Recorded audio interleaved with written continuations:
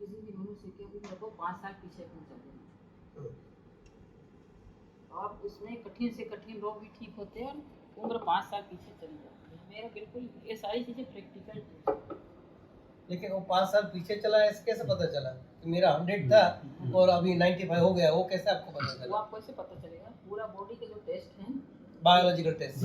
हाँ, मतलब biological cellular test है, हार्ट के मतलब वो आपने मॉडर्न पैरामीटर्स लिए। जी हाँ। उसके बाद में कुटी प्रवेश के बाद में फिर टेस्ट, और बाकी शारीरिक जो फिजिकल चलना फिरना, खाना पीना, उठना बैठना, शरीर के अंदर ताकत क्या है, पहले क्या परेशानी थी, अब क्या परेशानी, वो सारी बातों से 5 साल से बिल्कुल प्योरली क्लिनिकल। और ये कोई गंवार आदमी का नहीं है, एक डॉक्टर का भी है। डॉक्टर के पास में सारे कुटी आपने बनवाई वो डॉक्टर भी आ सकते हैं जी। कुटी आपने बनवाई जी, ये गाय के दूध से रखा था कुटी बनवाई थी, पूरा सारे सिस्टम कुटी का, तो उसमें भी इसका बहुत ज़्यादा रोल है। इससे दवाई दी जाती है, मतलब चंद्रोदय में। तो हम शुरू में ऐसा समझता हूँ, हम सबसे पहले डॉक्यूमेंटेशन करते हैं अकॉर्डिंग टू आयुर्वेद। जी मॉडर्न के बारे में फिर हम बाद में सोचेंगे। जी पहले तो हमारा डॉक्यूमेंट, इसमें से क्या लेना है, उसमें से कितना अग्नि रखना है, वो भी हम क्लियर नहीं कर रहे हैं अभी। वो भी हम अभी संदिग्ध है। वो एक इस बहुत समझ लो आपने कोई भी मेडिसिन ली, मान लो द्रोण पुष्पी ली या सदेवी ली, तो सदेवी का कौन सा पार्ट यूज़ करना है, कौन से टाइम यूज़ करना है, कौन सी वैरायटी लेना है, कब लेना है, वो भी फिक्स नहीं है।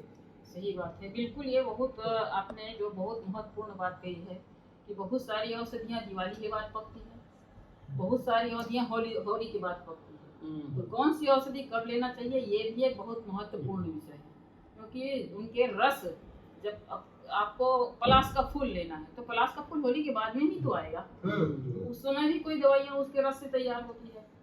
बाकी आप ले लीजिए सूर्य भक्ता जो होता है, सूर्य भक्ता केवल भादों के महीने तक रहता है, मतलब अगस्त सितंबर में खत्म हो जाता है, तो आपको उसी समय लेना है।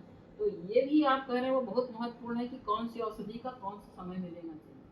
कच्ची औषधियों को ले लेने से भी उनका कोई अपने को अच्छा परिणाम नहीं मिलता है। तो इन चीज़ों को बिल्कुल परफेक्ट टाइम से, और औषधि के फोटो भी होना चाहिए, उसका स्वरस भी कैसे निकला, वो सारी चीज़ें डॉक्यूमेंटेशन हो तो अगले बच्चों को, अगले पीढ़ियों को इनमें सब में सहायता मिलेगी, फिर वो एक परफेक्ट लाइन में चलेंगे। आज सब अंधेरे में तीर मार रहे हैं कि आपने ये कहा, आपने ये कहा कि इस शास्त्र में ये लिखा है, इस शास्त्र में, तो अलग अलग सोचते हैं ना कि हम किस रास्ते में जाए, तो उनको सारे को एक सही रास्ते में लाना है, सारी चीज़ें ये परफेक्ट है। माता जी, बुभुक्षित महाराज आपने कितने संस्कार, मतलब कितने संस्कार बाद वाला है ये 16 संस्कार है। उसके बाद बुभुक्षित बिल्कुल अष्ट संस्कार से बुभुक्षित करने वाले बात केवल हवा में तीर मारने की है। जो रसरंजन तंत्र में ही लिखा है श्लोक में कि दीपन संस्कार के बाद ग्रासार्थे जायते सूतम, तो वो उसका फिर कैसे समझे? उसको समझने के लिए क्या है कि जो रसिद तंत्र में लिखा है ना, उसमें जो शुद्धिकरण लिखा है, पूरा शुद्धिकरण अपन कर नहीं पाते हैं। अष्ट संस्कार का भी लिखा है कि अष्ट संस्कार के बाद में आप दवाइयाँ बनाना चालू कर दीजिए, और मैं कभी इसके पक्ष में नहीं हूँ। मैं दीपन की बात करूँ, दीपन संस्कार कर लिया, दीपन संस्कार कर लिया, उसके बाद में भी आपको संस्कार करने पड़ेंगे, उसके बाद में ही ये बुभुक्षित होगा। दीपन तो हो गया, मिल तो जाएगा, सोना तो आप मिला सकते हैं, और मिलने के बाद में जब तक उसका ग्रास, मतलब पच नहीं गया खाना, वजन नहीं खत्म हुआ, तब तक आप उसको बुभुक्षित नहीं मान सकते। ये विष में पॉसिबल है, कोई प्राणिज विष है? प्राणिज विष में तो मैंने किया नहीं है। हमारे यहाँ बहादुर साहब थे, वो कई नाक के विष, योग विष मैंने सबसे सुना है, लेकिन किसी भी विष में धूती पे और विष के पक्ष में इसलिए नहीं कि 12 योग वाली है, ठीक, इसमें आप जिस चीज को डालेंगे उस चीज के गुण धर्म को ये ले लेंगे। तो अपन इसमें विष डाल करके इसको विष क्यों बनाएं, हमको तो इसको अमृत बनाना है। और इसमें अपने आयुर्वेद में कितने सारे खनिज विष हैं, खनिज विष को शुद्ध करके ही काम में लेने का है। संख्या तो कितनी काम में ली जाती है, कुंटलों संख्या काम में लेते हैं, लेकिन उसको शुद्ध करके काम में लेते हैं, वो भी तो विष है। तो हमको प्राणी विष की आवश्यकता पड़ती है। ये 16 संस्कार हुआ, इसका मतलब है कि रंजन कर सकता है? नहीं, अभी रंजन नहीं करेगा, बिल्कुल नहीं करेगा। अभी तो इसको आप जारण करेंगे, जारण करने के बाद में जब 100 गुना जारण हो जाएगा, उसके बाद में वो रंजन करने के लिए तैयार। मतलब जो क्लासिकल 16 संस्कार है वो आप कैसे समझते हो? क्योंकि क्लासिकल माने कौन सी क्लासिक वाला संस्कार? रस हृदय तंत्र, रस हृदय तंत्र रस हृदय है। के अष्टादश संस्कार, अष्टादश संस्कार, अष्टादश संस्कार तक तो खाने का हो गया, तो ये जो है वेधन और खाद्य, 16 तक नहीं। ये 16 संस्कार गिनेंगे तो इसको। सारण और वो उपचित 16 संस्कार का ही होगा, सारण भी हो चुका है। नहीं, वहाँ तो जो वेद लास्ट में लिखा है उनका क्वेश्चन ये है मैं कि भी वेद बता रही हूँ, है वेद वो लास्ट में होता है, जैसे 18 धातु का संस्कार वेद है। कर सकता है वैसे शरीर देह का का वेद कर कर सकता सकता है। है। तो बाकी 2 संस्कार की जरूरत नहीं, उनका क्वेश्चन ये है।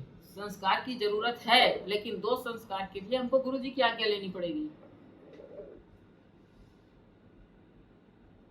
धातु वेद 16 वाले संस्कार तक हम कर पाएंगे, बाकी कर के पाएंगे। संस्कार- 2 संस्कार को हम गुरु जी को, हमारे लिए- क्योंकि वो स्वर्ण बनाने की विधि जो आ गई ना, उसको हमको आदेश नहीं है। जब तक हम उनसे आदेश नहीं लेंगे तब तक हम स्वर्ण नहीं पाएंगे। और विद्या को आप जानते हैं कि गुरु जी लोगों को क्या वो होता है, सिस्टम होता है। आपके पास वो है आपने देखा हुआ है वो भारत बना हुआ। भारत से निर्मित सुवर्ण है आपके हाँ, पास? नहीं मेरे पास में नहीं है, मैंने देखा है, मेरे गुरु जी ने बनाया, मेरे पास नहीं है। लेकिन शास्त्र में लिखा है ना कि जो शरीर पर काम करता है पारद, वही धातु पे करता है और शरीर पे करता है। तो जब तक हम वेद तक नहीं जाएंगे तो वो बेटा ये वेदन तो है, लेकिन स्वर्ण बनाएगा ऐसा मैं नहीं बोलूंगी। देह वेद करेगा ऐसा। वेदन तो है, बिल्कुल देह वेद करेगा और किसी भी धातु का भी वेद करेगा। अभी इसको हम 100 गुणा गंधक का चारण कर देंगे, गंधक शुद्ध करके, तो ये वेद करेगा, चांदी को पीला कर देगा। ये तो चंद्रोदय की भी विधि है, आपने देखी होगी, बृहत रसराज सुंदर में लिखा हुआ है। तो अंतर धूम जारण करने से ये चांदी को वेद कर देता है, चांदी के कलर को चेंज कर देता है। तो ये शरीर में भी काम करता है और धातु में भी, लेकिन हम अभी स्वर्ण बनाने की विधि में इसको लेने के हमारा आदेश नहीं, हम नहीं लेंगे। पक्षछेदी पश्चिम तो हो ही जाएगा ना, तो पश्चिम हुए बिना तो फिर बुभुक्षित कैसे होगा? पश्चिम तो बहुत पहले आ जाता है। नहीं, धातु की जब हम भस्म बनाते हैं, जी मेरा पहले भी क्वेश्चन था कि पारद लेना है या कजली लेना है।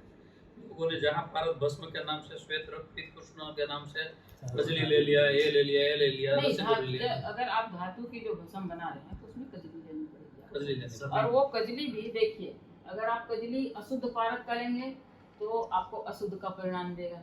अगर शुद्ध पारद की कजली लेते हैं तो शुद्ध पारद का परिणाम देगा, क्योंकि जो शुद्ध पारद जितनी शुद्धि होगी उतनी कुछ मात्रा में वो उसमें मेटल में पकड़ के, भस्म में पकड़ के रह जाएगा, तो भस्म ज़्यादा गुणकारी होगी।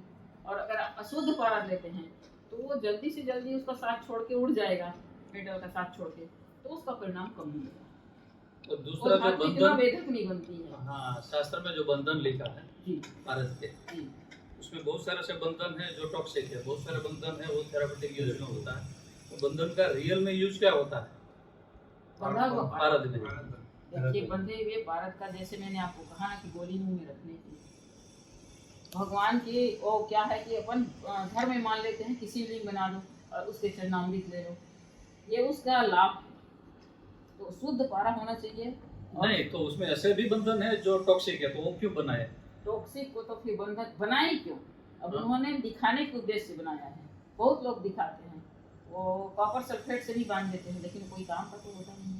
न खाने के काम क्यों होता है, ना पूजा का। सही पूछिए तो पारा जो है शुद्ध पारा, और उसमें स्वर्ण का ग्रास जो साक्षात शिव जी है, ये बात सही है।